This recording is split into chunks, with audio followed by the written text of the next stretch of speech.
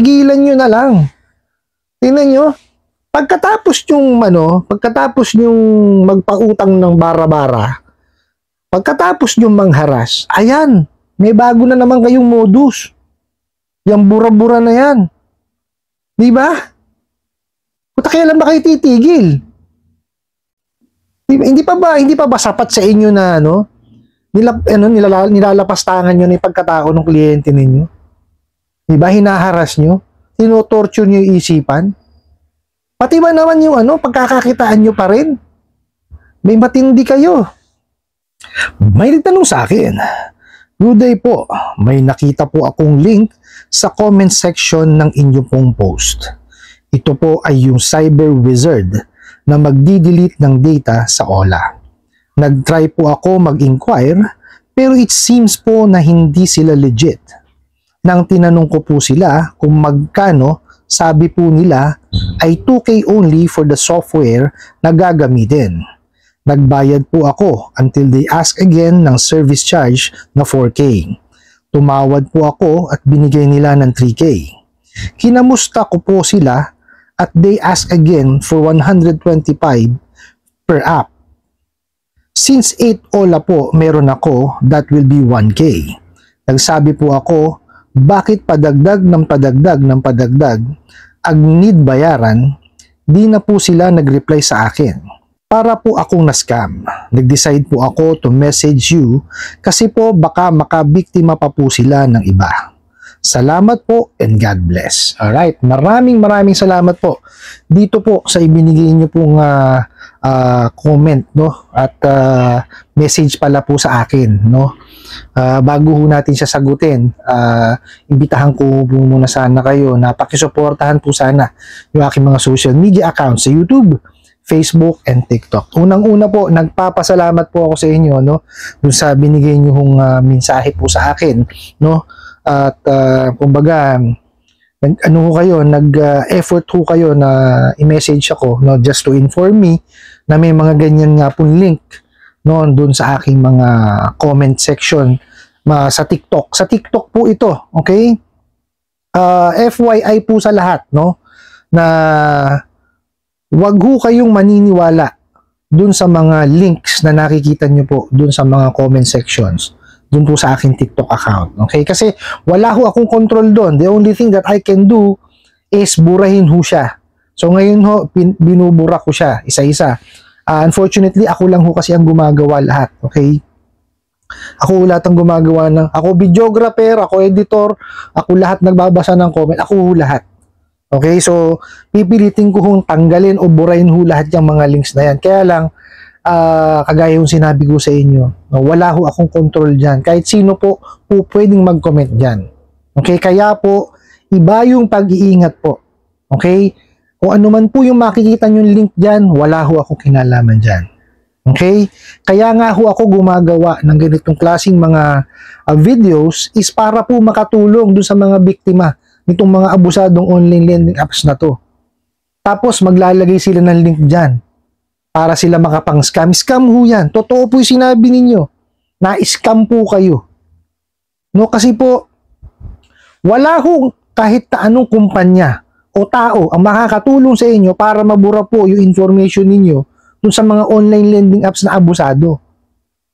Okay? Kasi yung pinagkakakitaan pa nila yan. No, buti sana kung yung mga matitinong online lending apps yung may mga pwedeng ma-delete yun. Okay? Pero dito sa mga abusadong online lending apps na yan, hindi ho nila buburahin yan. Pinagkakitaan ho nila yan. Nasa cloud ho nila yan. Nakastore yan dun. Okay?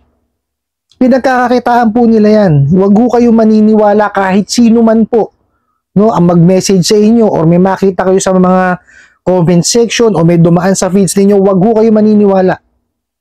Okay, ang tawag po nila ata dyan is bura-buragang. Okay, alam ko, kay Kajani ko na prinig yan. Shout out Kajani. Okay? Wag ho kayo maniniwala. Yung kagaya nga ho ng sinabi nyo, nakita nyo, scam na scam ang dating eh. Oh. Diba? Nung tinanong nyo, magkano? 2,000 lang ang sinabi nung una. Oh. Nung nakapagbigay kayo ng 2,000, nang hingi na naman ng 4,000. Oh. Nung tumawad kayo, nagbigay pa ng tawad. O, di ba bugok? O. Tapos, nung ano pa, nanghingi na naman 125 pesos per apps naman daw. O, di ba? Scam na scam ang dating eh. Di ba? Ano ho yan? Huwag ho kayo naniniwala kaagad. Kaya nga, sabi ko sa inyo kanina, kaya ho tayo gumagawa ng mga ganitong content, no? Para ho makapagbigay ako ng information sa inyo. Di po ba? Kahit paano, ma-guide ko kayo, maturuan ko kayo, at kahit paano, maibsan ko po. No, yung nararamdaman nyo pong, tawag dito, yung, na blanco ho ako, naiinis ako eh. Stress, no? Diyan sa mga bugok na yan. Okay, tapos dadagdagan na naman itong mga Naku, sa totoo lang ho, na nakukonsumiho ako, nang gigigil ako. Kasi, pero yun, kagaya ho yung sinabi ko, gumagawa ho tayo ng mga ganitong content, no? Para ho, kahit papano, maarmasan natin kayo, no? Na hindi kayo matakot agad, hindi kayo ma-stress, hindi kayo magkaroon ng problema sa isipan dahil sa pang-aabuso itong mga online lending apps na to. Tapos ganyan, mga rin ho yan, mga ahente rin ho ng mga ola yan. No, ng mga abusadong online lending apps, sila rin ho yan. Magko-comment. No, lalagyan ng link. Oh. Diba? Wala ho kasi dito sa phone ko, nandyan ho sa ginagamit kong pang video yung mga screenshots po na mga link na sinasabi po. No, later ho, papakita ko diyan sa sa video na yan. Yan po, papakita ko sa inyo. Yan po yung mga links. Okay, dun sa mga comment sections po. Okay, yan po yung mga mga pangalan nung sinasabi nila ito, cyber wizard. Okay? Meron pang cyber tech wizard. Meron pang ganun eh. Okay? Yan basahin niyo lahat. Huwag niyo i-click yan. Huwag niyo papatulan. Naku po, talaga naman. Kung nanakawan na ho kayo ng detalye, baka manakawan pa kayo ng pera. No. Kasi yan naman ginagawa niya mga bugok na yan, nanakawan kayo ng pera. Kasi syempre, eager kayo na na mawala yung detalye nyo dun sa mga abusadong online lending apps. Di po ba? Kasi nga, dahil sa depression nyo, di ba? Na kayo na meron na kayong emotional stress na nararamdaman. Okay? Yun ho ang, kumbaga, gigil na gigil kayo mawala yung detalye nyo sa kanila eh. O, tingnan nyo, nangyari. 4,000, 2,000 plus 3,000, that's 5,000 pesos. Plus 1,000 pesos is 6,000 pesos. Kung inipon nyo po iyon, pinambayad nyo dun sa OLA po ninyo, na isa, nakapagtapos kayo kahit isa. O, di po ba? Pag-ipunan nyo na lang po, no, at tsaka nyo bayaran siya ng buo. No, there's no such thing ho na makakapagmura niyan. Okay? Lalo dyan sa mga abusadong online lending apps na yan, pinagkakakitaan nila yan. Okay? Kayo mga nag-comment, no? Naglalagay ng link diyan sa mga sa mga comment section ko. Tigilan niyo na po. No? Ay, wala na ako sa totoo lang. Kung magagalit ako sa inyo, wala naman mangyayari sa akin. Magkakasakit lang ako. 'Di ba? Tigilan niyo na lang ho kasi ang layunin ko is tumulong doon sa mga naabuso. Yung mga kasama niyo o baka kayo ang maabuso. Isa kayo sa mga umaabuso dito sa mga kliyente ninyo. Tigilan nyo na lang. Tingnan nyo, pagkatapos yung magpautang ng bara-bara, pagkatapos nyo mangharas, ayan, may bago na naman kayong modus. Yung bura-bura na yan. Di ba? Kailan ba kayo titigil? Hindi pa ba sapat sa inyo na nilalapastangan nyo na yung pagkatao ng kliyente ninyo? Diba? Hinaharas nyo? Tinotorture nyo yung isipan? Pati ba naman yung pagkakakitaan nyo pa rin? May matindi kayo. No? Hindi ko alam kung saan kayo makakarating sa pinagagagawa nyo na yan. Diba? Kaya ako talaga pagka sana po, pagka nahuli nyo, wari nakapag-grade, ikulong nyo lahat. No, huwag nyo palalabasin. Kasi kasama sila dyan eh. Oh, di ba? Hindi naman tatakbo ang isang kumpanya kung wala kayo. Sabihin nyo, inaabuso kayo, mga bugok.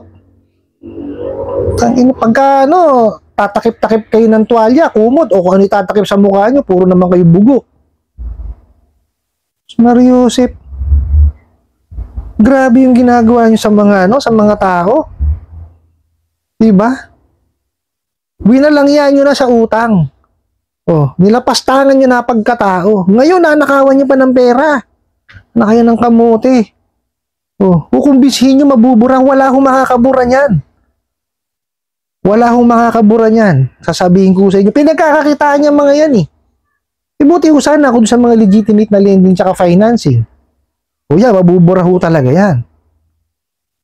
Pero sasabihin nyo, di ba kayo nagtataka pagka nakatapos na kayo sa isang utang, may iba na naman tatawag sa inyo? Ibinibenta ho yung detalye nyo eh. Yan ho ang negosyo niya, mga bugok na yan. Mario Joseph, ewan ko, kailan ba kayo matitigil? Diba? Grabe yung ginagawa nyo kawalang yan sa mga kliyente, tsaka sa mga, kayo scam talaga. Yan ang scam talaga. No? Kung ano-ano naiisip yung katarantaduhan eh. Diba? Hindi pa ba sapat sa inyo yung ginawa nyo yung sa kliyente nyo? Sobra kayo.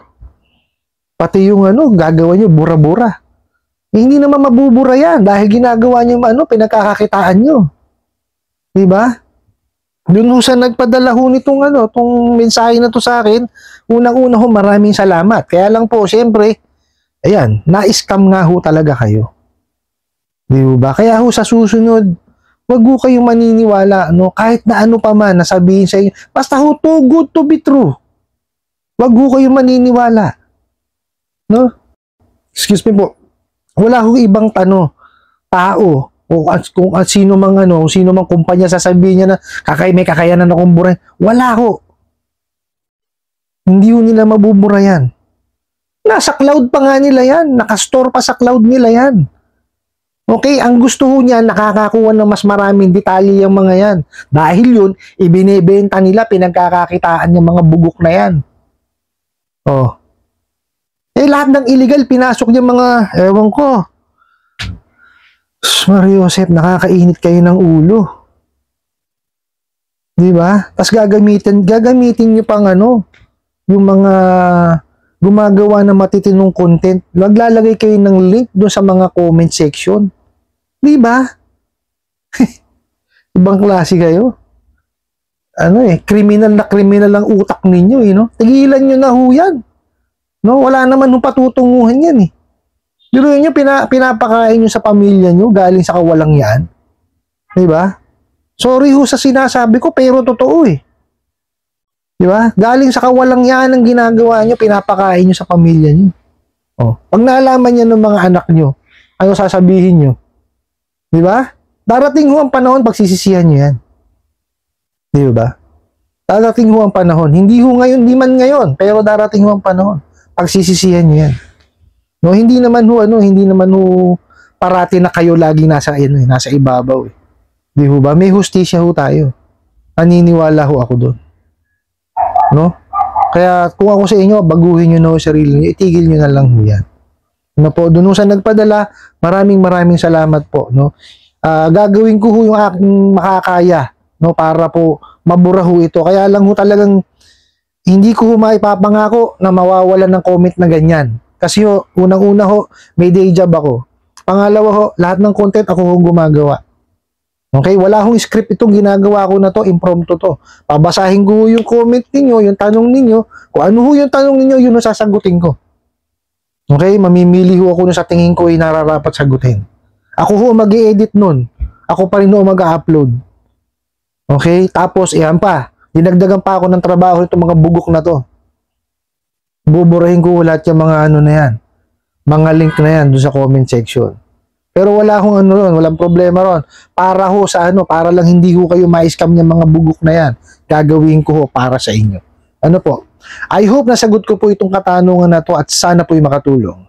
Maraming salamat po sa inyong walang sawang pagsuporta at panonood sa aking mga videos. Maraming salamat po sa inyong pag-like, pag-share, pag-comment at pagtatanong. And kunin ko na rin po itong opportunity na to na imbitahan po sana kayo na pakisuportahan niyo po sana yung aking mga social media accounts sa YouTube, Facebook, and TikTok. Hanggang sa muli po. Yun lang.